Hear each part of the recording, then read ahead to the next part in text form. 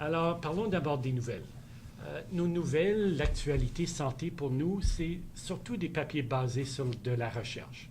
La recherche publiée dans les journaux médicaux, principalement New England Journal, JAMA, CMAJ, on suit ça de près. Moi, je lis environ 30 à 40 journaux médicaux par semaine.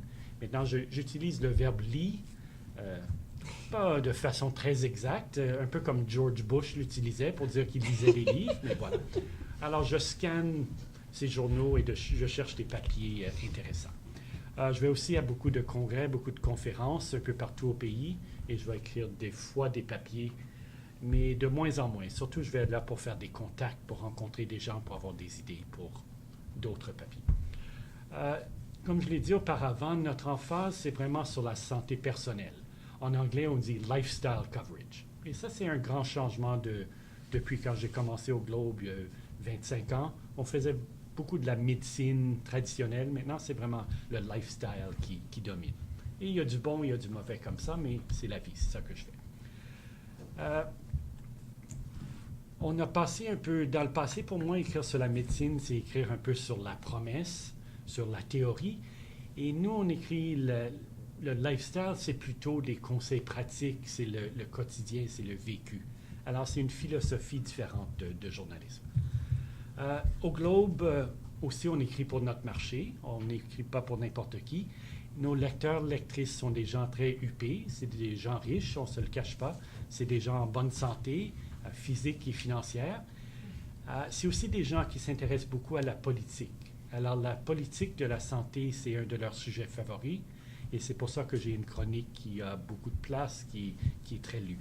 C'est un sujet vraiment de l'actualité au Canada, surtout durant une élection.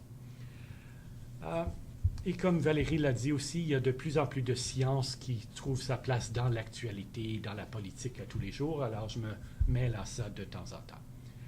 En plus du quotidien, je prépare régulièrement, 2-3 fois par année, des séries d'articles beaucoup plus à fond.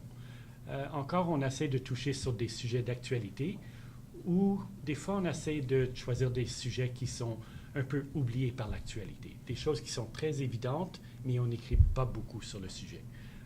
Par exemple, l'Alzheimer's. On vient juste de faire un grand projet sur le Alzheimer's qui m'a pris 3 mois. Alors, on a été un peu à fond dans ces sujets.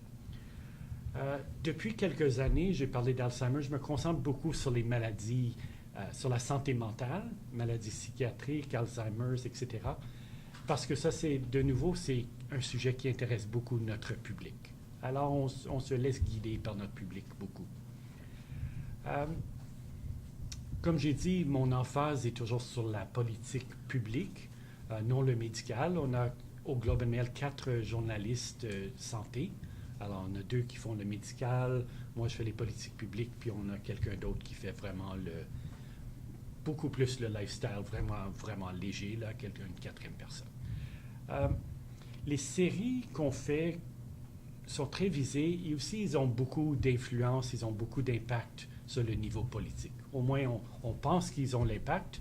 Jean-Marc a promis un jour de faire une étude pour voir si c'est vrai, mais maintenant, on va garder cette fiction chez nous que ça marche, que c'est très influent. Et comme ça, je vais continuer à avoir les 20-25 000 $ quand je demande de faire un projet. Alors, on se dit que c'est très influent, on espère.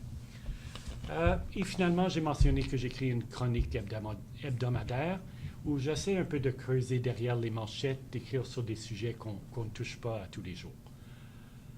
Cette chronique s'appelle Second Opinion. Alors, on essaie de faire, peut-être être un peu contrarien dans cette chronique de temps en temps. Alors, voilà pour la vie professionnelle, mon quotidien.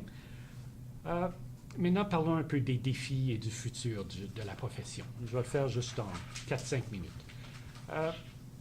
Pour moi, les journalistes scientifiques vivent un paradoxe intéressant tous les jours. Et ce paradoxe, c'est qu'il y a un appétit formidable pour l'information.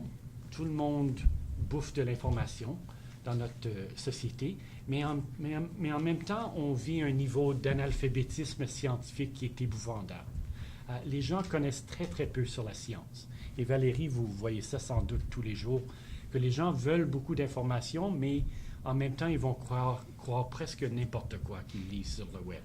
Alors, c'est intéressant comme défi.